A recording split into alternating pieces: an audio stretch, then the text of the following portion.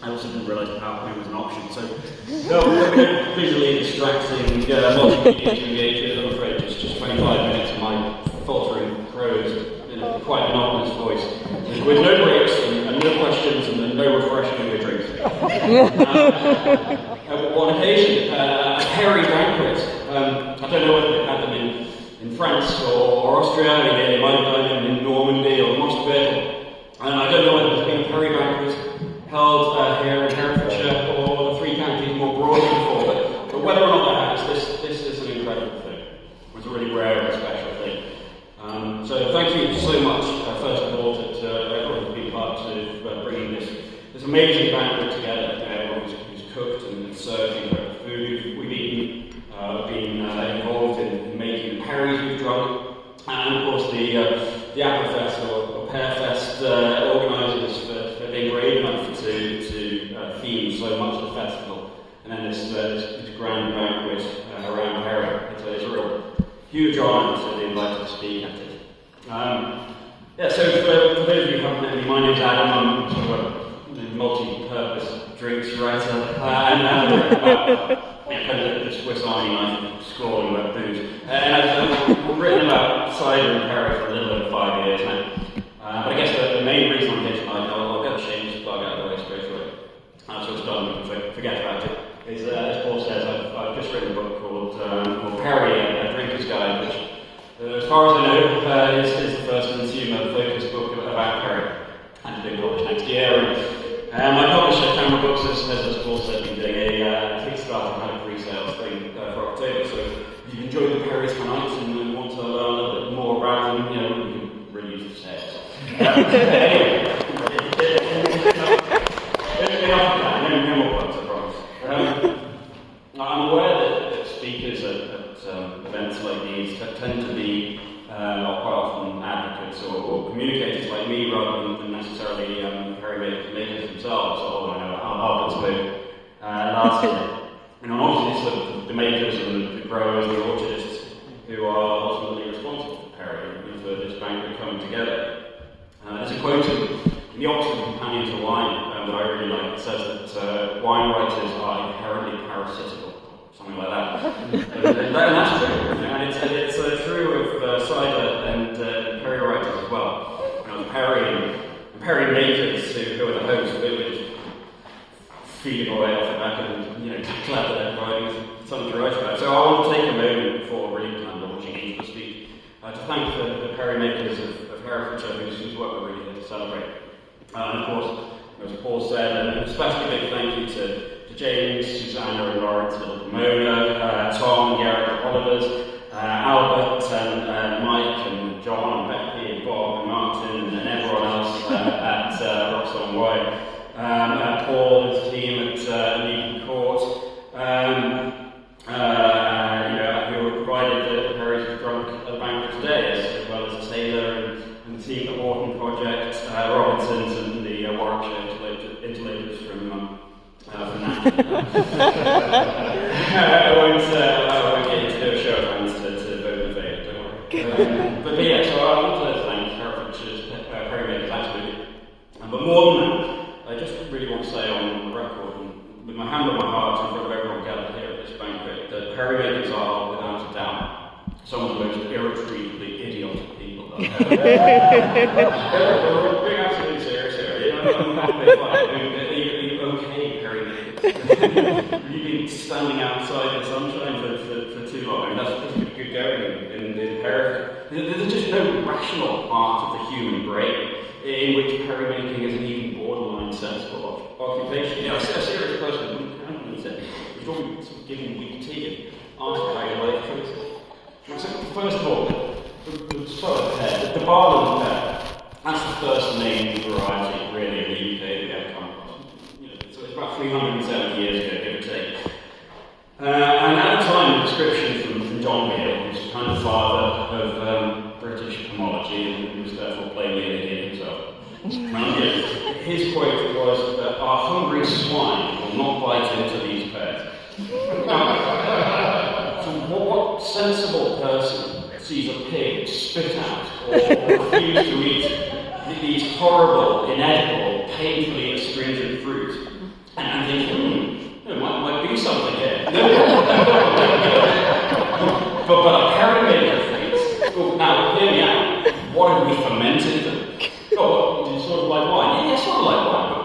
but not wine. No, not wine. And not from the nice tasting pears over there. No. We shall use these minuscule little hate spheres that have just taken the roof off John's mouth, right? And we shall also use pears that we've decided to call choke pears, with the ones described as having a harshness and an evil taste. Yes. So we have our horrible tasting fruit. And incidentally, the barley there, this pig reject, is still being made into Perry today. I had one of Rocks on Wise just the other day. This is maybe the beginning of the idiocy. For this fruit grows on trees, which are also idiotic. In a book which I've written about unserious fruits. Sorry, I said I'm not going to any plugs. In cider.com, which is kind of a repository for my stream of cider Perry-centered conscience, I'm relentlessly guilty of purple prose about Perry pear trees because they're amazing, right? I mean, they can live for over 300 years. 300 years. Here in Herefordshire, there are trees dating back to the coronation of Queen Anne, some potentially even further. And these trees grow 60 feet tall, trees with 50-foot canopies, and so, of course, like a little French writer, I sat at my laptop and naively whittled away my rhapsody about grandeur and drama and general sundry amazingness. But this week I've been working and toiling at the Rocks on Wise Cider and Perry Company, and I spent the first day harvesting mostly Henry Huffcat Perry pear trees, and I take it all back. They're not grand or majestic or dramatic or amazing or anything like that, they are stupid nonsense. A tree from which one was harvested has no business being 60 foot tall. A tree from which one was harvested has no business having thorns in it. A tree from which one was harvested simply should not be holding an entire ton of fruit. That is plainly nonsense. And the trees agree with me on this point, because I've literally seen some of them break under the weight of pears that are otherwise attempting to bear. Yellow Huffcat pears rot from the inside out when they are still on the branch. Moorcroft has a 24-hour window of ripeness in which you have to press it, otherwise it will mulch. Thorn not much longer. These are not sensible plants. These are not plants that you can do business with. They should be about this high. They're with a manageable amount of fruit that you can just go along and pick without having to wait for it to fall to the ground where half of it rots or breaks it busted up by branches on the way down. You can call them vines or something. But Perrymakers persevere because, well, we're late for you.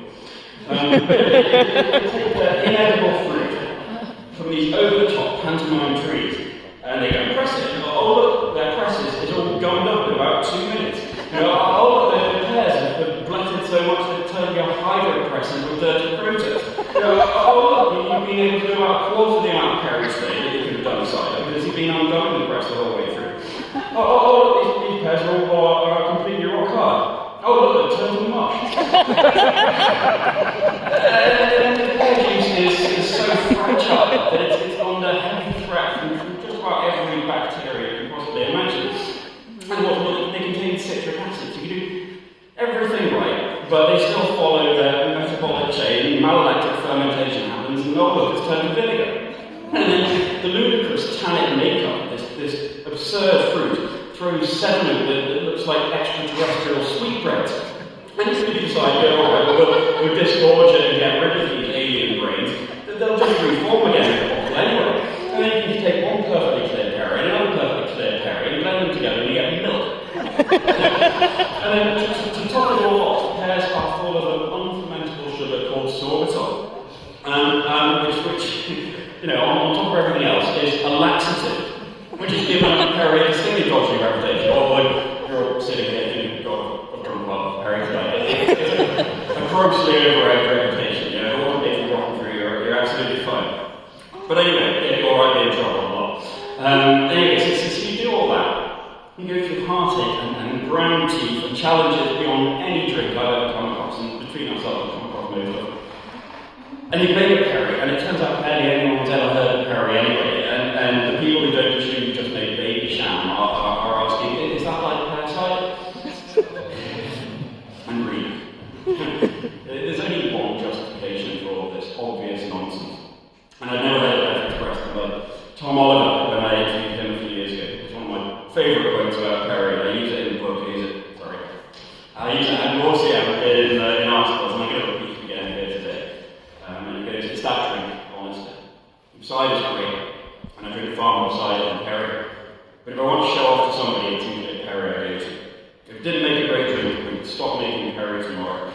too demanding, it takes too much to fit in with apples. Making cider is a piece of cake compared to making perry, but it's that drink. And it is that drink. It's that rare and special and marvellous and magical drink. Everyone sitting here tonight is immensely lucky, because you're all privy to one of the best kept and most wonderful secrets in the whole world of drinks. For the year 2023, there are 3 places in the world where enough perry is made that you could really class them as a perry region. 3 in the world. There's Banquet in Normandy, and there's the Somerset in Lower Austria, and if you love perry, a chance I really recommend you visit both the 3rd here in the 3 counties in Monmouthshire. But for the overwhelming part, today we're talking here about Herefordshire. If Herefordshire didn't exist, and I say this with a bit of deep breath, modern British cider would be it would be a massive hole, of course. It was the world's biggest producer, a huge producer besides, and many, arguably most of the best producers in the UK, well, I'm saying that with Somerset, but it could cope. There are other big substantial cider cultures in the UK. Somerset, Devon, Kent, Wales, East Anglia, and increasing places beside. But if Herefordshire didn't exist, modern British perry couldn't really exist either. I'm doing a slight disservice to Gloucestershire, perhaps, and of course Gloucestershire's history with perry and with pears is so ingrained we've got pears in the press. There's certainly Perrymakers in both counties, and Gloucestershire in particular has phenomenal perry pear orchards, or national perry pear collection. It's home to Mayhill itself, as well as people like Jim Chapman, Gabe Cook, and Charles Martel, who are some of the drink's foremost champions in the last few decades. But in terms of the energy of modern perry, in terms of the most makers, the best makers, the drive for perry to get its wind, to have its moment, be seen as its own drink, this is the place. Herefordshire, the modern heart of British perry without any cello without, just as it has been for hundreds of years. Now, it's no surprise that the impetus for yesterday's first ever Perry Day came from Herefordshire, or that it overwhelmingly, actually now I think that perhaps exclusively featured Herefordshire makers. As more and more people have discovered perry over the last 5 years or so, buoyed by the Rethink Cider movement, which Suzanne started, it's generally been Herefordshire makers like Ross on Wye, Little Pomona, Oliver's, Greg's Pit, Bart's, Coombe Maddock, Newton Court that they found first. And it is those Herefordshire makers that have been the inspiration for Perrymakers outside the 3 counties to make perry for themselves, which have graft perry pear trees in places like Somerset and Lancashire, East Anglia, Scotland, and then across the seas, places like Australia, America, even New Zealand. The world is seeing this quiet perry renaissance, and make no mistake, it's being driven in no small part by some of the people who are in this room today. The breadth of perry in Herefordshire alone is unparalleled anywhere in the world. Perry is being made as well in France and Austria, but you simply cannot find the range of flavours and textures and styles and approaches there that you can in this small county in the West Midlands. There are pear varieties that taste of soft fruits and flowers, zingy, zesty, super citrusy perries that are massive mouthfuls of tropically fruits, and there are perries that don't necessarily taste of any particular fruit at all, but evoke woodland walks and riversides and are minerally and earthy and just packed full of soul. At Ross on Wye, you can taste, I don't even know how many single varieties they just brought out. I think we tasted through 8 of them the other day. Now they're all totally different. They've got 3 different bottlings imminent of thorn pear alone from different vintages and orchards, and you know what? Everyone is different again. It's totally of its speaking with pear, its trees, its place, and its vintage. And then you go to Little Pomona, and there's still perry, there's this traditional method perry, champagne method perry, there's traditional method perry with damsons, because why on earth not? There's pet nat perry, there's perry kin, there's perry with sour cherries that kind of taste like Lambrusco, and it genuinely does. And then you've got Tom, there's barrel brew series, it's rolling blend, there's peerless Eve perries. And our Coombe Maddock doing single varieties again, but in this detailed and delicate way. It's totally different to the way that Ross or Bartistry or anyone else is going about it. And then there's ice perry, the wonder made by Once Upon a Tree. It's a really sweet dessert style that you drink the same way as something like a Sauterne. As far as I know, no one's currently making fortified perry in Herefordshire or Mistel, which is juice mixed with spirit, but I know some people are distilling Perry now, so I'm going to Perry, anyway, has always been really shy. It's always been kind of side, was hidden away. But right now, to me, Herefordshire Perry, it seems, is starting to gain a little bit of that confidence. It's there, and the Perry's being made that's better and more innovative, more flavourful than ever. It's there in the Perry tastings we see, both in Herefordshire and by Herefordshire makers who've taken that Perry outside of the county. And of course, it's there, in fact, it's Perry that's brought us all here to see. Perry isn't without its challenges. Besides the sort I was talking about, maybe a little glibly at the start, there are challenges like firelight, which is a really serious, incurable bacterial disease that's wreaking havoc in young orchards at the moment. There's still the challenge of getting Perry in front of people, in front of new audiences who primarily live a long way away from where this fruit's made and perhaps haven't ever heard about it, much less know anything about it. We still need more makers. We still need to keep pushing the incredible work that people like the Three Counties Cider and Perry Association are doing. With things like CraftCon and events like yesterday, Perry Day. So we've got Al and Lydia and Susanna and David to thank for. We need to tell Perry's incredible stories. Stories like these trees, these amazingly idiotically amazing trees that have been harvested for 100, 200, maybe even 300 years. The planting of the Queen Anne coronation trees at Helen's Manor in Marple was closer to the start of the Wars of the Roses than it is to today. That is mind-blowing. And to be harvested more or less every year around biennialism, all the way through that, there's just nothing like it. And so we need to tell those stories. We need to talk about pears, about all the unique and precious varieties and the different flavours and textures each one brings. And we need to share all of this that we've just been sharing here today. And we need to reach out internationally. There are incredible Perry cultures in France and in Austria, and they're facing the same challenges that Perry is here. We need to meet them and exchange knowledge and create this international chorus of Perry advocacy that can be led by some of the makers and some of the advocates in this room. Because Perry isn't invulnerable.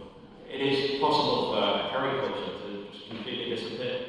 If you look at a map of Europe, you can draw a band from here to the far side of Austria, maybe a little bit further, along which Perry was consistently grown for centuries. Places like Luxembourg, where today there's only one producer still making, or Switzerland, which probably had the world's greatest Perry culture 150 years ago, cut down 11 million fruit trees in 25 years, and now virtually no Perry at all.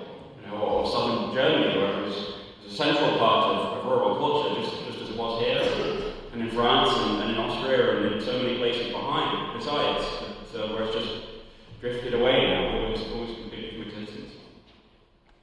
It's astonishingly special that Perry has endured here in Herefordshire, and it really mustn't be taken for granted. It has been kept alive by a handful of inspiring, dedicated, brave, determined, and optimistic, creative people. And there might be a little streak that you see in there as well. But it's been kept alive because those people knew just how wonderful Perry can be, how flavorful, how elegant, how marvellous with food, how distinctive and special and rare and precious it is. Because Perry has a soul, and when you drink it here in the Three Counties, you can feel it. Because as Tom says, it is that trick. It is that trick. If tonight represents anything, it is a vote of confidence in Herefordshire Perry, in this secret, precious, vulnerable jewel in the crown of British streets. And it's travelled a long way to reach now. It was never guaranteed that it would, and the road, as I say, has been rocky. But it's arrived nonetheless. Speaking to you all tonight, seeing the amazing Perry events that this year's Applefest has put on, tasting the incredible Perrys that we provided for it, it really feels like we could start summer. So thank you for that, and thank you to all of you who drink and make and love Perry, and thank you so much for having me here and listening to me today. Cheers to Perry.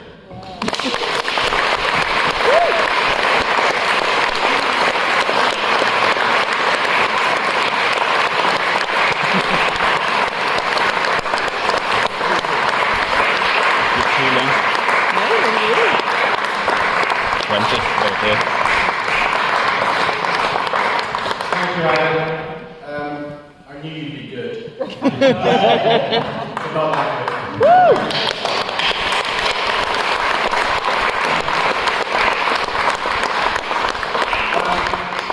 And it gets even better because when we booked Adam 8-9 months ago, we offer a fee to the speakers because obviously Adam lives in Reading, he's got to travel, or to stop somewhere, etc., etc. I said, you know, we'll take this amount of money, and without hesitation, he said, donate it to the Hall project. So Adam, could you come up with Taylor and present him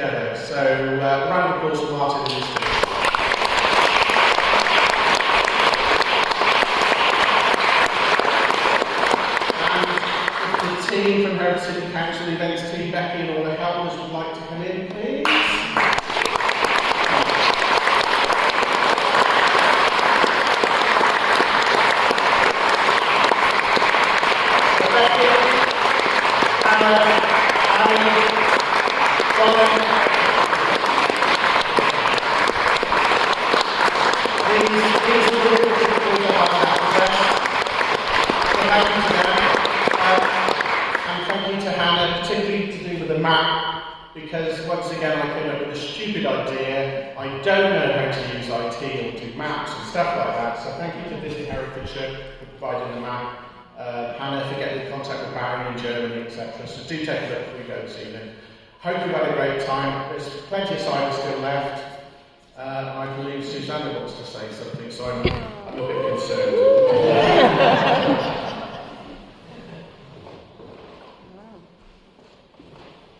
Hello everyone, my name is Susanna Forbes. I'm co-founder of Little Pomona with my husband James. I'm one of the many people who have been delighted to have worked with Paul to bring Applefest together for you all this year. It's a genius idea which has given us all a chance to gather and celebrate the wonderful drinks produced in this wonderful county, to throw a spotlight on all the sorts of ciders and perries that are out there and to share them. But this takes time, energy, persistent persuasion, as well as creativity and ideas. Not many folk combine all of that, but Paul does. This year, for example, 2 new additions to the Applefest roster were Now That Is Cider, the collab that you've hopefully all enjoyed, the collab between us at Little Pomona, Ross and Oliver's, and also the Perry Day, yesterday's Perry Day, which was a wonderful success over at the Courtyard. Thank you for being pivotal in all of these things, the catalyst. So we all have much to thank Paul for. So I'd love you all to join me in a traditional wassail toast to Paul. Let's raise a glass.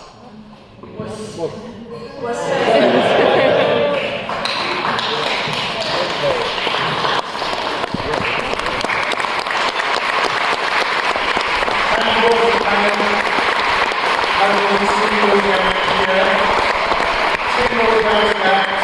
Apple is still on tomorrow at Markle, and Russell and his team in Leinster got next Apple Day. Yeah, next Saturday at the Priory in Leinster. So those of you who've not had enough of cider and Perry, one more week left. Cheers all.